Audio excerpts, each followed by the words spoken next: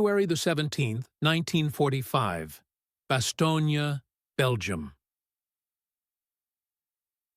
The snow fell in silence, not the gentle hush of a winter's dream, but the terrible quiet that follows destruction. Along the frozen ridgeline east of Bastogne, a German artillery observer named Hauptmann Friedrich Vollmer pressed his field glasses against numbed cheeks, scanning the shattered Belgian countryside.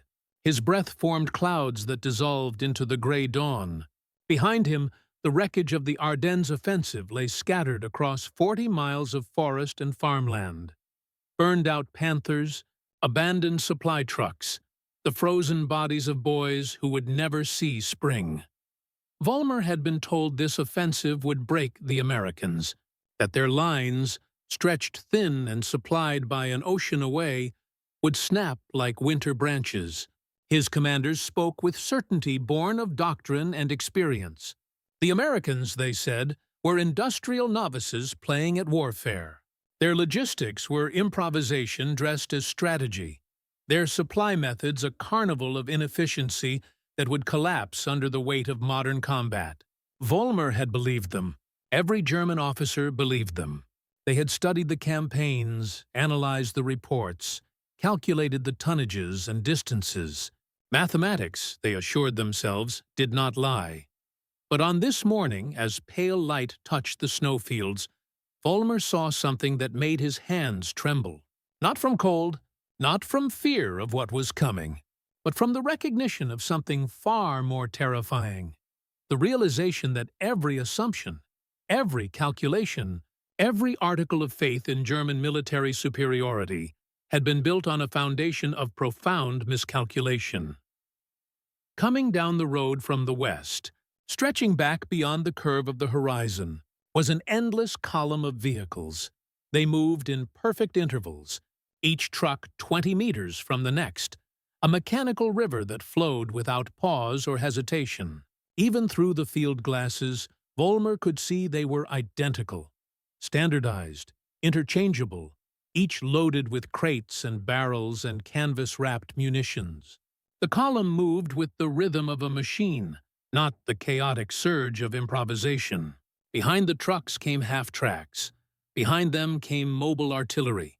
Behind them came tank transporters carrying fresh Shermans, their cannons pointed skyward like the masts of an approaching fleet. Vollmer lowered his glasses. His lips moved, counting under his breath, trying to quantify what he was witnessing. After 5 minutes, he stopped counting. The column had no end. It simply continued, emerging from the winter fog as though the Americans had cracked open the earth itself and were pouring forth an inexhaustible tide of steel and rubber and gasoline. This was not chaos. This was something far more dangerous. This was order multiplied by abundance, efficiency wedded to industrial might on a scale that transcended anything in German experience. And in that moment, watching the convoy roll past with the inevitability of a tidal force, Vollmer understood what his commanders had refused to see. The Americans had not been playing at logistics. They had been revolutionizing it.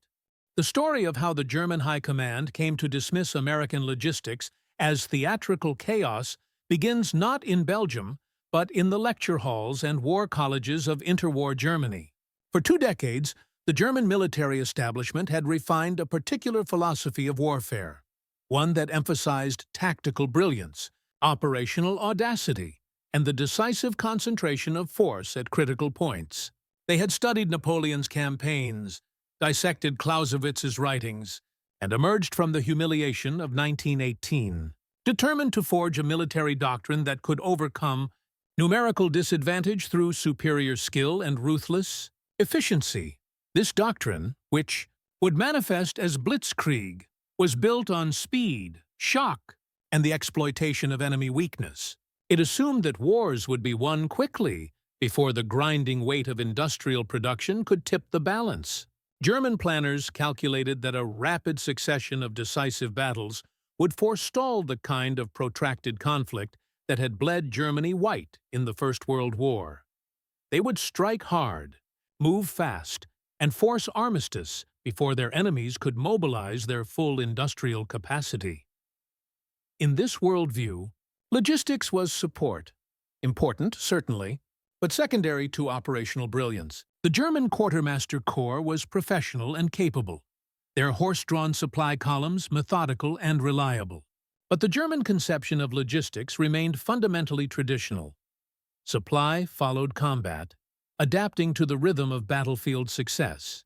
When armies advanced quickly, supply lines stretched and thinned, creating temporary shortages that would be resolved once new territorial gains were consolidated.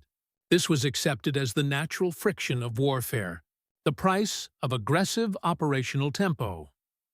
When German intelligence officers first began analyzing American military preparations in 1942 and 1943, they applied this framework to what they observed. And what they observed appeared to confirm their deepest assumptions about American military incompetence. The Americans, German analysts noted with barely concealed contempt, were attempting to build an expeditionary force across an ocean. Not across the Channel, as the British had done in 1914. Not across a land border, as every European power could do. But across 3,000 miles of open Atlantic, through waters infested with U-boats, to ports that would need to be captured and rebuilt before a single division could be sustained in combat. The mathematical implausibility of this undertaking seemed self-evident. German calculations were merciless in their precision. A single American infantry division required approximately 600 tons of supplies per day in combat. Multiply that by the dozens of divisions the Americans claimed they would deploy. Add in armored divisions with their voracious appetite for fuel and ammunition, factor in the reality of transportation losses and spoilage, and the numbers became astronomical. The Americans would need to transport millions of tons of material across an ocean, maintain secure supply lines through hostile waters, distribute this cargo through ports that Allied bombing had reduced to rubble, and then move everything forward through the broken infrastructure of occupied Europe, all while fighting the most experienced military force on Earth. It was, the Germans concluded, impossible, or if not impossible, then so improbable that it would produce exactly what German doctrine exploited: a brittle, overstretched supply system vulnerable to operational shocks. Attack the flanks, disrupt the supply lines, and the entire American edifice would collapse into chaos. The Americans might have factories and resources, but they lacked the centuries of military tradition that taught how to translate industrial output into battlefield effectiveness. This assessment was reinforced by cultural prejudice masquerading as strategic analysis. German officers, steeped in a martial tradition that prized discipline and hierarchy, looked at American society and saw everything they despised: democracy, with its endless debates and compromises; capitalism, with its uncoordinated market chaos; a polyglot nation of immigrants lacking the ethnic cohesion that Germans believed essential for military effectiveness. How could such a society, organized around individual liberty and commercial competition, possibly master the disciplined coordination required for modern warfare? When German observers watched newsreels of American war production, they saw what they expected to see: factories churning out equipment in vast quantities. Yes, but without the refined quality of German engineering. American tanks were crude, under-armored, mechanically simple.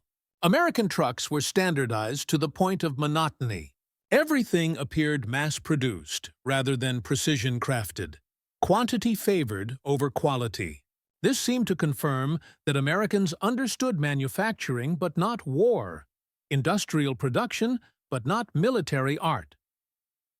The fall of France in 1940 had proven the German thesis. The French had possessed more tanks, more artillery, a longer mobilization period. But French logistics had been rigid, tied to railheads and depot systems designed for the static warfare of 1918.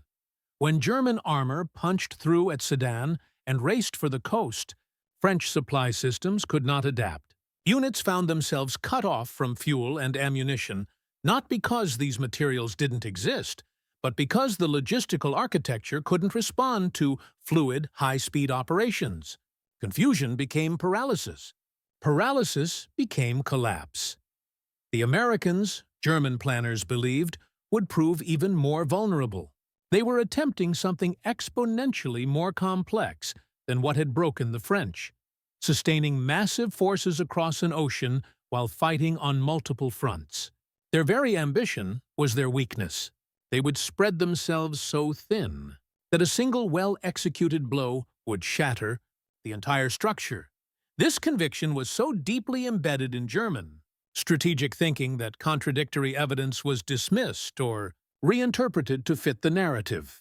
When German intelligence reported that Americans were building standardized cargo ships at impossible speed, a complete Liberty ship launched every 3 days at the height of production, German naval analysts assumed the reports were exaggerated or that such vessels must be of inferior quality, prone to breaking apart in heavy seas. When reports came of American truck production exceeding German output by factors of 10 or 20, German industrialists insisted the figures must include civilian vehicles, not true military equipment. When reconnaissance photographs showed massive supply depots being constructed in southern England, German commanders calculated that such concentrations would make perfect bombing targets, ignoring the implications of Americans building supply infrastructure on such a scale in the first place. The invasion of North Africa in November 1942 should have shattered these illusions. It didn't. German commanders watched American forces struggle in their first encounters with German veterans, saw American units falter at Kasserine Pass, observed American supply lines stretched and vulnerable in the Tunisian desert. What they saw confirmed their prejudices. The Americans were brave enough, certainly, and their material abundance was undeniable, but they lacked the operational sophistication to translate resources into victory. They could be beaten. They would be beaten. What German observers failed to recognize was that they were watching Americans learn. Every logistical failure in North Africa was studied, analyzed, systematized into doctrine. Every bottleneck identified spawned new procedures. Every shortage prompted organizational innovation. The Americans approached logistics not as a fixed art to be mastered through tradition, but as an engineering problem to be solved through experimentation and adaptation. They made mistakes, certainly, but they made each mistake only once. The Sicily campaign revealed the pattern more clearly, though German commanders still missed it. American forces landed with unprecedented logistical support, establishing supply dumps and maintenance facilities with industrial efficiency. But German troops, fighting a skilled defensive campaign, still believed they were witnessing American material excess compensating for operational inadequacy. The Americans had more of everything, certainly, but more was not better when German veterans could achieve tactical miracles with limited resources. By the time of the Normandy invasion in June 1944, the German High Command had committed fully to their narrative. The landings would fail, or if they succeeded initially, they would bog down as American supply lines choked on their own complexity. The Wehrmacht would contain the invasion, counterattack when American logistics inevitably collapsed, and drive the Allies back into the sea. Every calculation, every operational plan, every strategic assessment rested on this foundational assumption: American logistics would be their undoing. The assumption was wrong, catastrophically, historically wrong. Within hours of the first waves hitting the beaches at Normandy, the American logistical machine began operating at a scale that defied German comprehension. Before the first day ended, over 100,000 American and British troops were ashore. Behind them came the supplies, not in the trickle German planners anticipated, but in a torrent. Ships queued offshore, each loaded with precisely calculated cargo, organized for rapid unloading. Specialized naval construction battalions, the Seabees, began building artificial harbors while under fire, creating port facilities from nothing but engineering ingenuity and prefabricated components that had been manufactured. in the United States and towed 3,000 miles across the Atlantic. The Mulberry Harbors, massive artificial ports constructed of concrete caissons and steel pontoons, were themselves a logistics miracle. Each component had been built to exact specifications, numbered, organized, and shipped in sequence so that assembly could proceed with factory-like efficiency despite being conducted in a combat zone under constant threat of counterattack. When a storm destroyed one of the Mulberry Harbors in mid-June, German commanders briefly rejoiced, believing this proved their thesis about American logistical fragility. Their celebration lasted exactly as long as it took the Americans to demonstrate that even without the artificial harbors, they could sustain supply throughput by landing cargo directly on beaches using specialized amphibious vehicles and emergency procedures that German logistics manuals insisted were impossible to maintain. Beyond a few days, within a week, the Americans and British were landing 20,000 tons of supplies per day. Within a month, that figure doubled.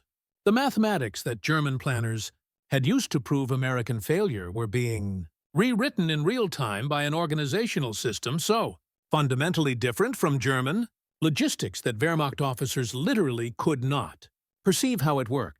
The Red Ball Express revealed the Gulf most clearly. When Allied forces broke out of Normandy in August 1944 and began racing across France, their advance moved faster than railroad repair could keep pace. German doctrine held this would create an automatic pause. Armies outrunning their supply lines was a known phenomenon, the price of rapid advance. Operational tempo would slow, supply would catch up, and then the offensive could resume. This was how logistics worked. This was the natural rhythm of warfare. The Americans simply ignored the rules. Unable to use railroads, they built a highway supply system from scratch. The Red Ball Express consisted of 6,000 trucks, organized into a continuous loop that ran 24 hours a day, 7 days a week. Trucks drove in never-ending convoys from the Normandy beaches to the front lines, which were moving forward at 40 miles per day, and then returned empty to repeat the cycle.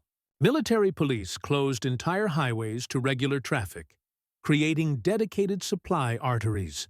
Maintenance units set up at regular intervals so that broken trucks could be swapped out without interrupting the flow.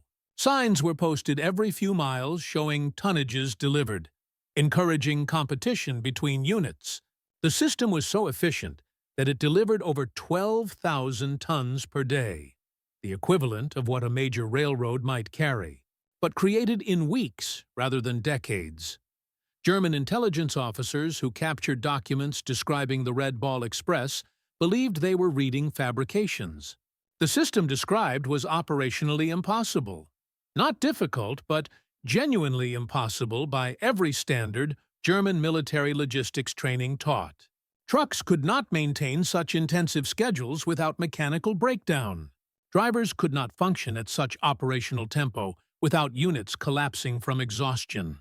The coordination required to prevent the entire system from gridlocking into chaos exceeded what even the most skilled logistics officers could manage. And yet the proof rolled past German positions every day. Endless convoys, never stopping, never pausing, flowing forward with mechanical inevitability. What German officers could not grasp was that the Americans had industrialized logistics itself. They had taken the principles that made their factories the most productive on Earth and applied them to military supply. Just as Ford's assembly lines broke automobile construction into standardized, repeatable tasks that could be performed by workers with minimal training, American military logistics broke supply operations into modular, standardized components that could be executed by personnel who understood procedures rather than principles. Every American truck was identical. The GMC CCQ, the Studebaker US-6, built to common specifications with interchangeable parts. This meant that maintenance didn't require skilled mechanics diagnosing unique problems. It meant swapping standardized components according to simplified procedures. A transmission failed? Replace it with an identical unit pulled from stock. An engine seized? Swap it out. The truck itself was just another interchangeable component in the larger machine of military logistics. This standardization extended to everything. Ammunition came in standardized crates. Fuel came in standardized jerrycans, themselves copied from German designs, but then mass-produced in quantities that dwarfed anything German industry achieved. Food came in standardized ration packs designed so that every soldier, regardless of unit or location, received the same daily calories calculated to sustain combat effectiveness. Medical supplies came in standardized kits organized so that medics didn't need to think about what they might need. They simply opened the kit corresponding to the type of casualty. The Germans, watching this system operate, saw only waste. American units threw away equipment that could be repaired. They abandoned vehicles that would run again with skilled maintenance. They treated supplies as disposable rather than precious. This seemed to confirm everything German culture held sacred about efficiency and resourcefulness. The Americans were materialistic barbarians, drowning in abundance, wasteful because they had never learned scarcity. What they failed to recognize was that the American system had calculated the economics of replacement versus repair, and determined that in industrial warfare, time was more valuable than material. A truck that took 2 days to repair was less valuable than a truck that could be replaced in 20 minutes. A weapon that required skilled gunsmith attention was less valuable than a weapon that could be swapped for an identical replacement immediately. The Americans had discovered that in combat sustained over months and years, reliability and replaceability were more important than durability and repairability. This philosophical divide cut to the core of the two military cultures. German logistics was based on craft, skilled personnel making individual decisions, adapting to circumstances, maximizing the utility of limited resources. American logistics was based on process, standardized procedures that could be executed by adequately trained personnel following clear instructions, systems designed to maintain throughput even when individual components failed. When a German supply officer faced a shortage, he improvised, requisitioned, negotiated, pulled favors, demonstrated professional skill in overcoming obstacles. When an American supply officer faced a shortage, the system automatically flagged the deficit, calculated required tonnage, routed material from depots, and scheduled delivery. The German approach required brilliance. The American approach required competence, and competence, backed by industrial abundance, could be scaled infinitely, while brilliance remained scarce. The Battle of the Bulge was supposed to prove the German thesis. Hitler's plan for the Ardennes offensive was predicated on the assumption that American supply lines, stretched from Normandy to the German frontier, would be vulnerable to disruption.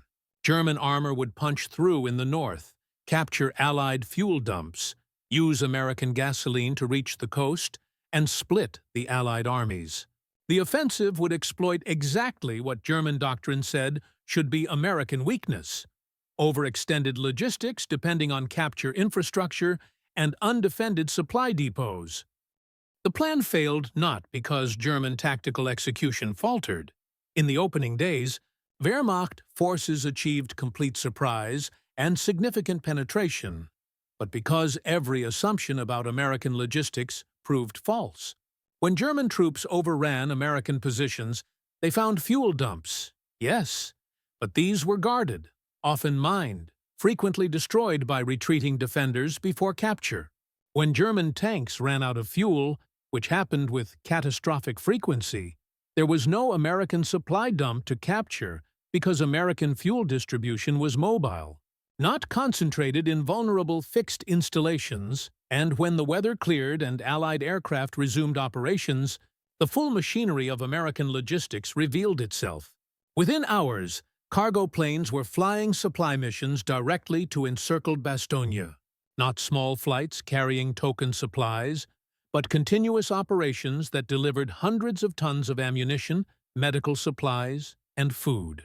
The Americans treated airlift not as emergency improvisation, but as standard procedure, another logistics channel to be activated when ground supply lines were interdicted.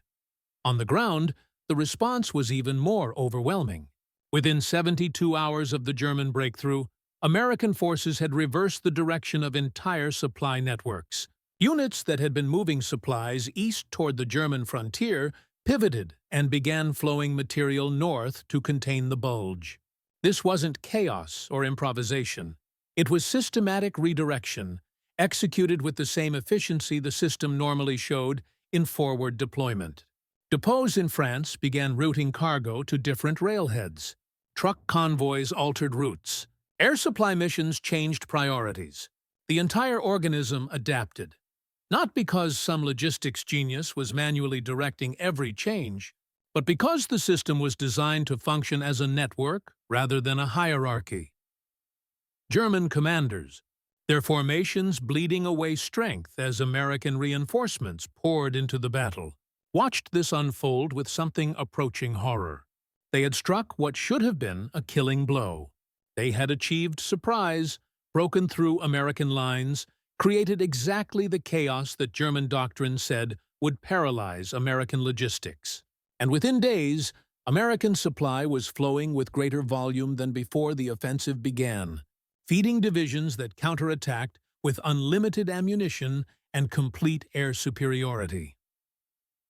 Friedrich Vollmer, watching from his observation post that January morning, was witnessing the endgame of German illusions.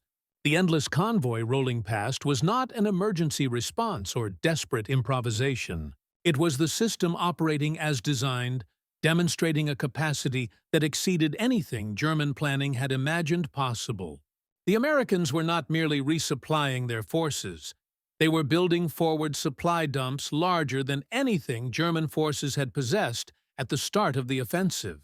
They were replacing destroyed equipment faster than combat was destroying it. They were feeding their soldiers hot meals in foxholes 50 miles from the nearest depot. And they were doing this while simultaneously supplying Soviet forces through Lend-Lease, sustaining combat operations in Italy, maintaining forces in the Pacific fighting an entirely separate war against Japan, and continuing to expand production at home. The Americans were not operating at maximum capacity. They were not even particularly strained. They were simply demonstrating what industrialized logistics could achieve when designed from first principles rather than inherited from tradition.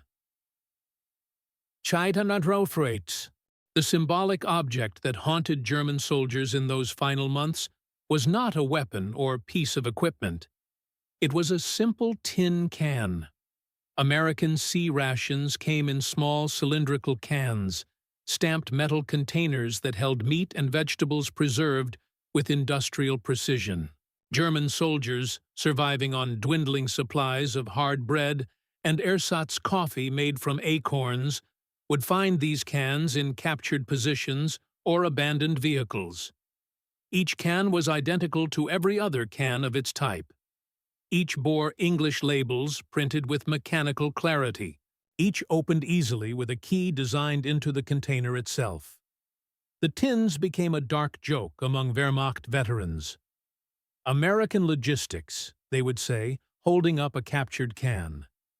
Millions of these, all the same, shipped across an ocean. What they couldn't say, what was too terrible to articulate, was that each tin represented the scale of industrial capacity they were fighting. Each can had been manufactured, filled, sealed, labeled, crated, loaded onto a ship, transported. 3,000 miles, unloaded, warehoused, distributed, and delivered to a foxhole where a 19-year-old American private would open it, eat the contents, and throw the can away without a second thought. And there were millions more where that came from. Tens of millions. Hundreds of millions. German soldiers learned to recognize American supply operations by sound alone. The rumble of truck convoys was distinctive, not the irregular sputtering of German vehicles nursing limited fuel supplies, but the steady drone of engines running at optimal RPM, drivers unconcerned with fuel conservation because fuel was unlimited. The sound came day and night, never ceasing, growing louder as the front moved east. It was the sound of abundance weaponized, turned into a strategic asset, as devastating as any tactical innovation. When German positions were overrun, the victors would find German supply dumps and compare them to American equivalents. The German dumps were carefully organized, each item catalogued and rationed, officers signing for every crate and can, because supplies were scarce and accountability essential. The American dumps were sprawling expanses of stacked crates and parked vehicles, guarded by bored MPs, supplies flowing in and out with minimal paperwork, because there was always more. Sometimes American units would destroy their own supply dumps simply because moving excess inventory forward was less efficient than ordering fresh supplies at the next position. This casual destruction of material was perhaps the most psychologically damaging aspect of fighting American logistics. German soldiers, products of a culture that prized efficiency and abhorred waste, could not process the implications. Destroying usable supplies wasn't inefficiency. It was a statement of such overwhelming abundance that material itself became valueless. What mattered was maintaining the flow, the system, the velocity of supply. Individual items were irrelevant. The system was everything. Japanese forces in the Pacific experienced this same revelation with even more devastating effect. When American forces landed on Pacific islands, they brought not just weapons, but entire prefabricated bases. Within days of securing a beachhead, American construction battalions would have created functioning ports, fuel depots, ammunition dumps, maintenance facilities, hospitals, and headquarters complexes. They would grade airfields, construct housing, establish communications networks, all while combat continued at the perimeter. Japanese soldiers, defending with rifles and a few days' rations, watched this transformation from jungle to industrial complex and understood they were fighting an enemy that functioned by rules beyond their comprehension. The famous story, likely apocryphal but spiritually true, of a Japanese officer who witnessed an American cargo operation illustrates the psychological impact. The officer, hidden in jungle overlooking a captured harbor, watched for hours as cargo ships were unloaded with mechanical precision. What struck him wasn't the efficiency, though that was impressive. It was the casualness. Longshoremen worked without urgency because there was no crisis. Forklifts moved crates without drama because the system was designed to function smoothly. Officers supervised without tension because everything was proceeding exactly as planned. The Americans were demonstrating that victory wasn't achievement, it was inevitability. They weren't fighting with courage and desperation. They were working with procedure and abundance. In Europe, as German forces retreated toward the Rhine, they demolished infrastructure frantically, believing that destroying bridges and rail yards would slow American advance. It did, for hours or sometimes days. And then American engineering units would arrive, survey the damage with professional interest, and begin reconstruction. They didn't repair the German bridges. They replaced them with standardized prefabricated spans that could be assembled in a single night. They didn't restore the German rail system. They built new lines to American specifications using American equipment, operated by American crews who had learned railroading in peacetime and applied it to war with industrial efficiency. The German strategy of scorched earth failed because it assumed that infrastructure was unique and irreplaceable. The Americans proved that in industrial warfare, infrastructure was just another supply item, something that could be manufactured in quantity and deployed as needed. They brought their own ports in the form of artificial harbors. They brought their own bridges in the form of prefabricated Bailey bridges. They brought their own railroads in the form of rolling stock and track that could be laid wherever needed. The Americans weren't conquering German territory. They were remaking it into an extension of American industrial capacity. This transformation was visible even in small details. When American forces occupied German towns, they immediately began establishing supply procedures. Local buildings were requisitioned and converted into supply depots using standardized layouts. Signs were posted in English, with military designation codes. Traffic patterns were reorganized to accommodate American supply trucks. The physical space itself was assimilated into the American logistics network, transformed from German infrastructure into an American supply node with the same mechanical efficiency that characterized everything else. German civilians, watching this transformation, experienced their own version of the revelation German soldiers had encountered at the front. The Americans didn't occupy territory the way German forces had occupied France or Poland. They didn't requisition supplies piecemeal or live off the land. They brought everything with them, food, fuel, equipment, and distributed it according to procedures that treated German towns exactly like American bases. The occupation wasn't exploitation, it was administration, executed with the same impersonal efficiency that characterized American supply operations. The philosophical implications were profound and disturbing to European observers steeped in different traditions. The Americans had revealed that modern warfare was not fundamentally about courage or skill or tactical brilliance, though these remained important. Modern warfare was about industrial capacity and logistical organization. It was about systems that could scale beyond individual genius, procedures that could function despite chaos, networks that could absorb damage and continue operating. The Americans had discovered that in total war between industrial powers, victory belonged to whoever could translate factory output into battlefield effectiveness most efficiently. This was not the warfare of Napoleonic glory or Clausewitzian brilliance. This was warfare as engineering problem, combat as logistics exercise, victory as production output. The Americans had mathematized war, reduced it to tonnages and throughput rates and supply chain velocity. They had proven that abundance, properly organized, was more decisive than tactical excellence.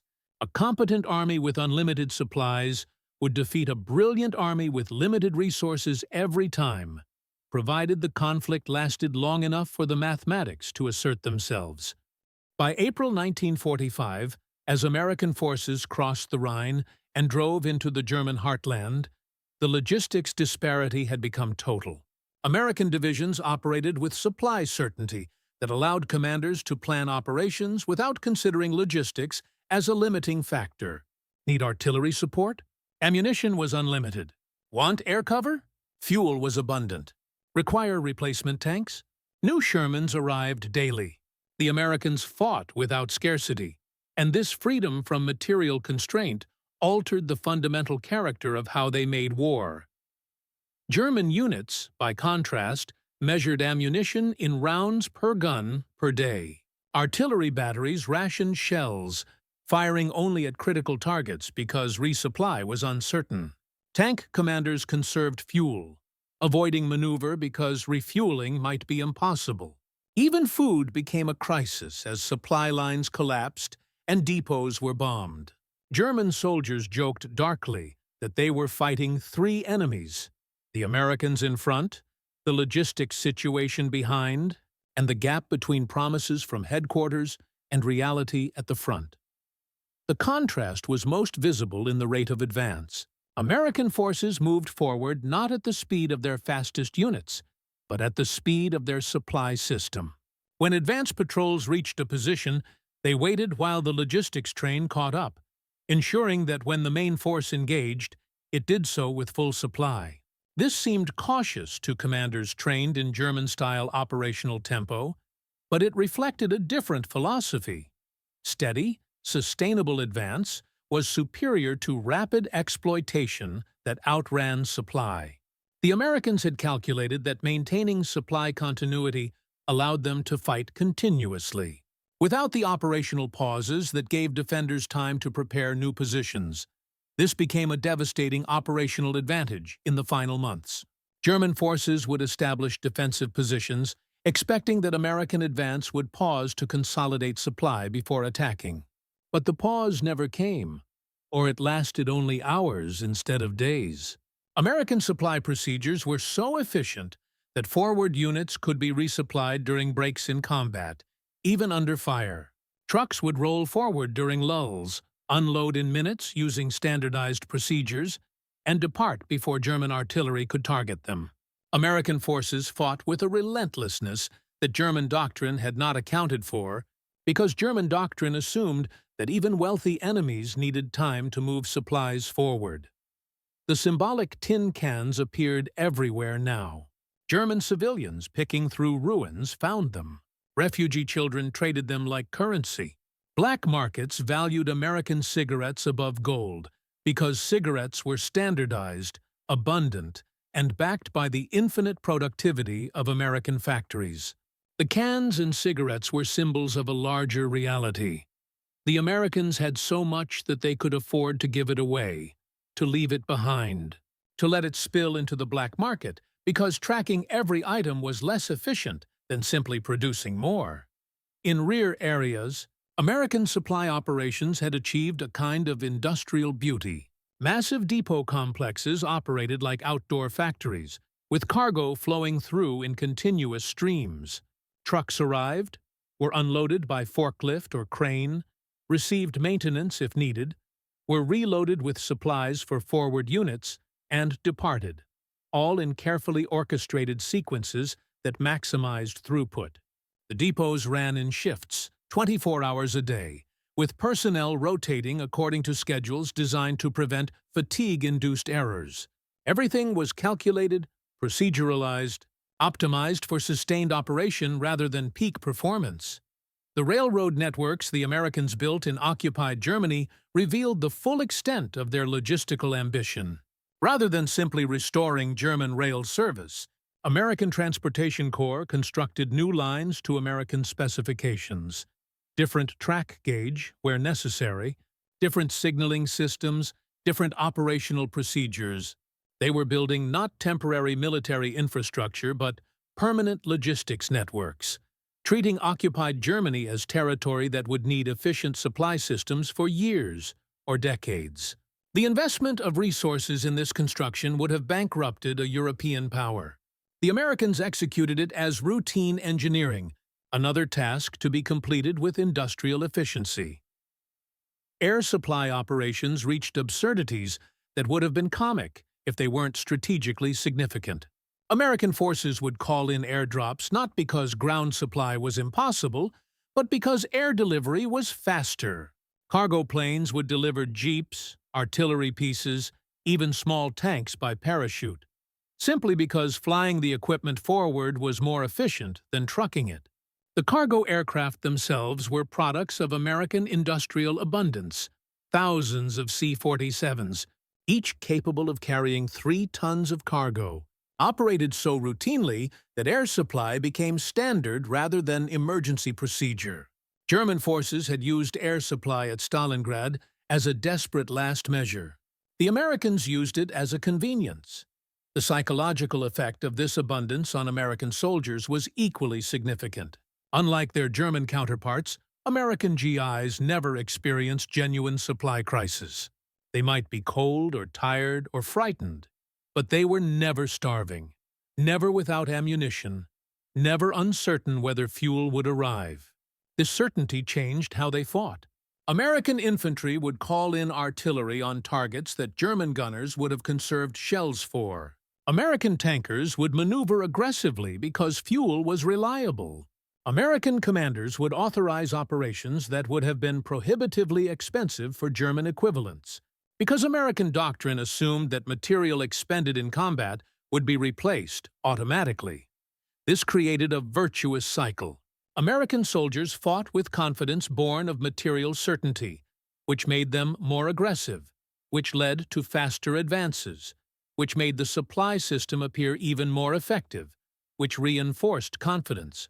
German soldiers, experiencing the opposite cycle, found their morale corroded by the conviction that they were fighting not just an enemy army, but an enemy system, an impersonal industrial machine that would grind them down through sheer abundance regardless of how skillfully they fought. The famous incident at Remagen, where American forces captured an intact bridge across the Rhine, illustrated the system at peak function. Within hours of the bridge's capture, American supply units were flowing across. Engineers immediately began constructing additional bridges beside the captured span. Not because the original bridge was inadequate, but because redundancy was standard procedure. Within 72 hours, 7 bridges spanned the Rhine at Remagen, each carrying continuous traffic. Fuel pipelines were constructed under the river. Rail lines were extended to the east bank. What should have been a temporary crossing point was transformed into a permanent supply corridor through systematic application of American engineering and material abundance.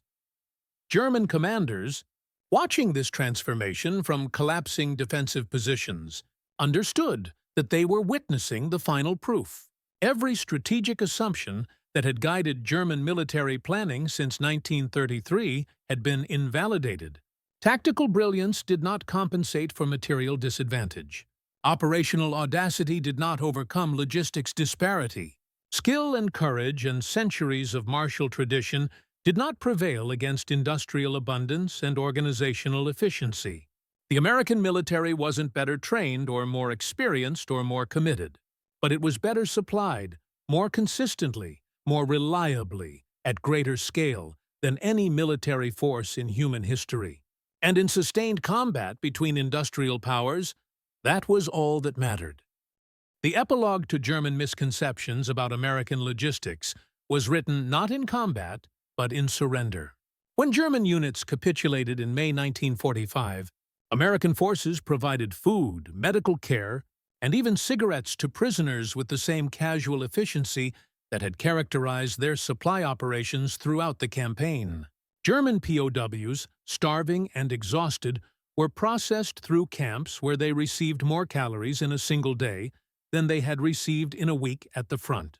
The food came in standardized rations, distributed according to procedures that treated enemy prisoners with the same logistical attention as American soldiers. This was perhaps the final humiliation to discover that the enemy's abundance extended even to caring for defeated foes with more efficiency than Germany had managed for its own troops. The Americans could afford to feed millions of prisoners because their logistics system wasn't strained by doing so.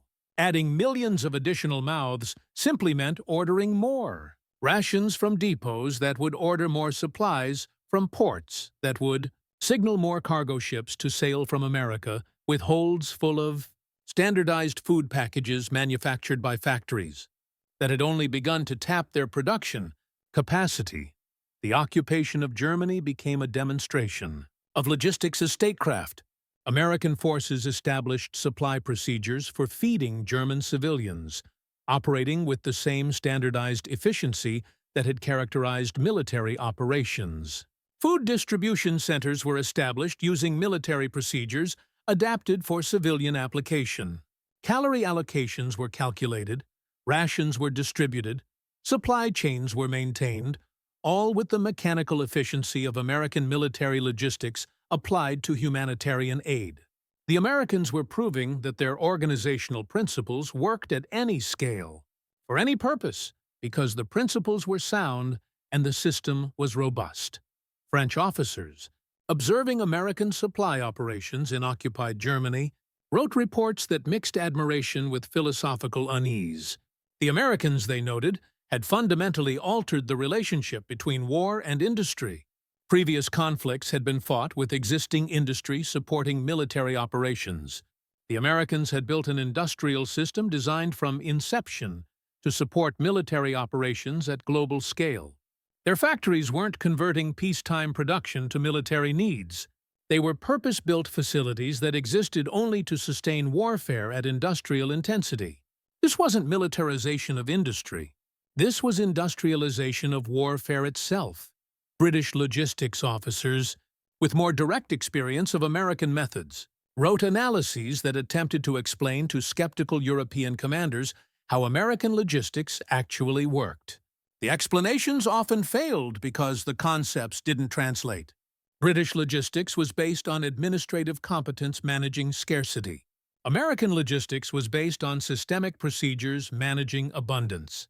The two approaches used the same vocabulary, supply, transport, depot, but meant fundamentally different things. A British supply officer solved problems. An American supply officer executed procedures. Both could be effective, but they scaled differently. And in global warfare, scale was destiny. Soviet observers drew different conclusions.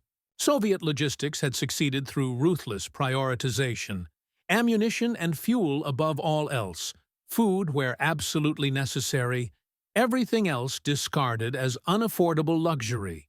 Soviet soldiers advanced on empty stomachs with full ammunition pouches because Soviet logistics calculated that hungry soldiers with bullets were more valuable than well-fed soldiers without. The Soviets saw American logistics, which provided hot meals and cigarettes and mail delivery to frontline units, as evidence of American soft decadence, inability to make hard choices. What they missed was that the Americans never needed to make those choices. American logistics had solved the optimization problem by making everything abundant, eliminating the need to prioritize between competing necessities. The Americans themselves seemed barely aware of what they had achieved. To American logistics officers, they had simply applied American industrial principles to military supply. They had standardized components, systematized procedures, scaled production, and executed according to plan. That this had revolutionized warfare seemed obvious to everyone except the Americans, who treated it as merely competent application of well-understood principles. This unconscious competence was itself revealing. The Americans had so thoroughly internalized industrial thinking that they couldn't conceive of operating any other way. The empty tin cans littered Europe like fallen leaves. In German towns, children played with them, rolling them down streets or using them as containers. In forests, they marked American positions like trails of breadcrumbs. In garbage dumps, they accumulated in mountains, physical evidence of abundance expended and discarded. Each can was identical to millions of others, each a small symbol of the industrial system that had produced it, and the military system that had distributed it to the farthest reaches of a shattered continent. German veterans, in post-war years, would sometimes keep a can as souvenir or talisman. Not as trophy, the cans were too common to be trophies, but as reminder. The reminder was uncomfortable, almost painful, but also necessary. It forced remembrance of the moment when scales fell from eyes and reality intruded on doctrine. The moment when every lesson learned in war colleges, every strategic principle absorbed from Clausewitz and Moltke, every tactical innovation pioneered in Poland and France proved insufficient against an enemy that didn't fight. According to European rules, the Americans had revealed something that European military traditions had obscured, that industrial warfare wasn't traditional warfare made bigger. It was something qualitatively different, a form of organized violence where logistics became strategy and supply became combat power. The Americans hadn't defeated Germany by fighting better, though their fighting improved steadily. They had defeated Germany by supplying continuously, by translating factory output into battlefield effectiveness, with systematic efficiency that rendered traditional military skill increasingly irrelevant. This was the terrible knowledge that Friedrich Vollmer carried from his observation post that January morning, watching the endless convoy flow past, counting trucks until counting became meaningless. He understood that everything his generation had believed about warfare was obsolete. Courage still mattered, and skill and leadership, but they mattered less than throughput and standardization and logistics procedures executed by competent personnel following clear instructions. The 20th century had industrialized death, and the Americans had mastered the industrial process. The war would end in 4 months. Germany would surrender unconditionally. its armies destroyed not in climactic battle, but in systematic grinding collapse as American material advantages compounded into operational inevitability. The Wehrmacht would run out of fuel, out of ammunition, out of food, out of hope, while American forces continued to receive supplies with mechanical reliability. The mathematics were merciless. An army supplied at 10 tons per division per day could not defeat an army supplied at 600 tons per division per day. Not when both fought for months. Not when the well-supplied army replaced losses faster than combat inflicted them. In the post-war analysis, German officers would write defensive memoirs claiming they lost because they were outnumbered, outgunned, fighting on multiple fronts. These weren't wrong exactly, but they missed the deeper point. Germany was outnumbered because American logistics could deploy and sustain more divisions across an ocean than Germany could deploy next door. Germany was outgunned because American factories produced more weapons and American supply systems delivered them reliably to the front. Germany fought on multiple fronts because American logistics could support global operations simultaneously, while German logistics struggled to supply a single theater adequately. The ultimate irony was that German intelligence had been correct about one thing. American society was chaotic by German standards, undisciplined and commercially oriented rather than militarily rigorous. What German analysts failed to grasp was that this was advantage, not weakness. American capitalism's chaotic competition had produced ruthlessly efficient companies that understood logistics as survival imperative. American democracy's messy pluralism had produced pragmatic problem solvers comfortable with experimentation and adaptation. American industrial culture's focus on standardization and mass production had created organizational principles that scaled to continental dimensions. The Germans had mistaken the forest for the trees. They saw American logistics' surface complexity, the thousands of trucks and hundreds of cargo ships and massive depots, and concluded it was unwieldy and vulnerable. What they missed was the elegant simplicity of the underlying principles. Standardize components, systematize procedures, accept redundancy as insurance against failure, prioritize reliability over optimization, build networks rather than hierarchies, trust competent execution of clear procedures over brilliant improvisation. These principles, born in American factories and refined through decades of continental commerce, proved more decisive than Clausewitz's philosophy or Moltke's tactical innovations. The Americans had demonstrated that industrial civilization's methods applied to warfare produced something unprecedented. Military power that functioned like machinery, reliable and predictable and scalable beyond anything previous centuries had imagined. In the summer of 1945, an American logistics officer was surveying captured German supply documents and came across detailed German analyses of American logistics from 1943. The analyses were lengthy, professionally prepared, mathematically rigorous. They calculated American supply requirements, estimated cargo capacity, assessed transportation vulnerabilities. They concluded that American logistics would fail under operational stress, that the system was brittle and would collapse when tested by aggressive German counter-operations.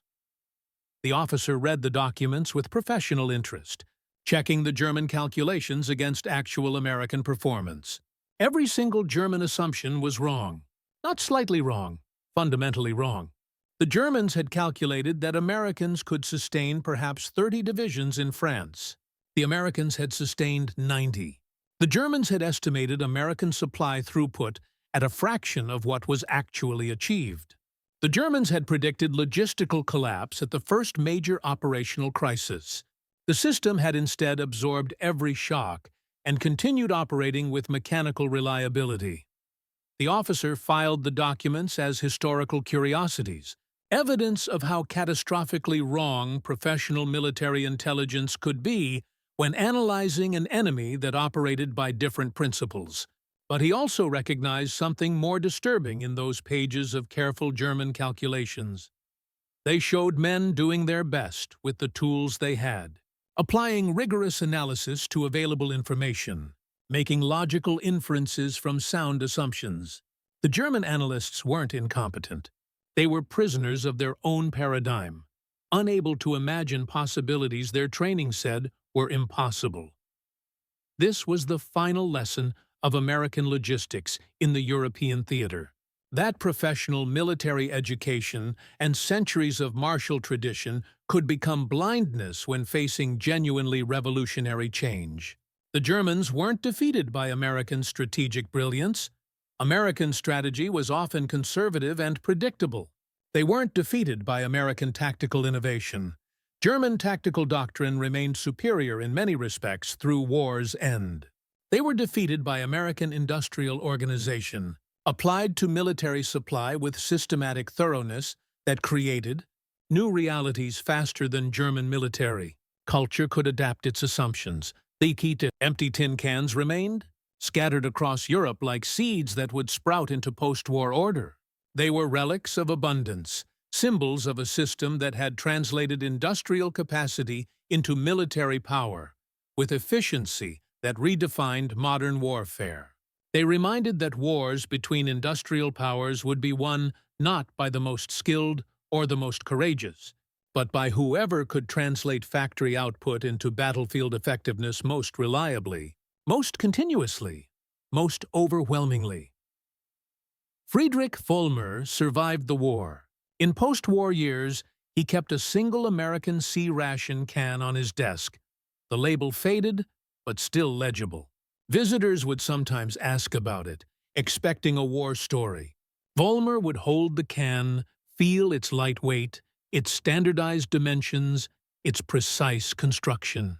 Then he would tell them about a January morning in 1945, watching a convoy that had no end, understanding finally that everything he had believed about warfare was obsolete.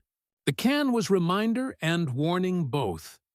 That pride precedes understanding, that assumptions become prisons, that sometimes the enemy wins not by fighting better, but by operating in a different dimension entirely. The convoy kept rolling in his memory. 20 meters between trucks, identical cargo, mechanical precision, endless abundance flowing forward with the inevitability of an industrial process. It was the sound of a new world being born, one where logistics was destiny and supply was strategy. It was the rumble of American abundance weaponized into a force that could cross oceans, sustain millions, break empires. It was chaos transformed into order, complexity reduced to procedure, abundance organized into overwhelming power. It was the future, and it had come rolling out of the fog on a winter morning in 1945, undeniable and irresistible and absolute. And nothing, not courage, not skill, not centuries of military tradition, could stand against it once it began to move.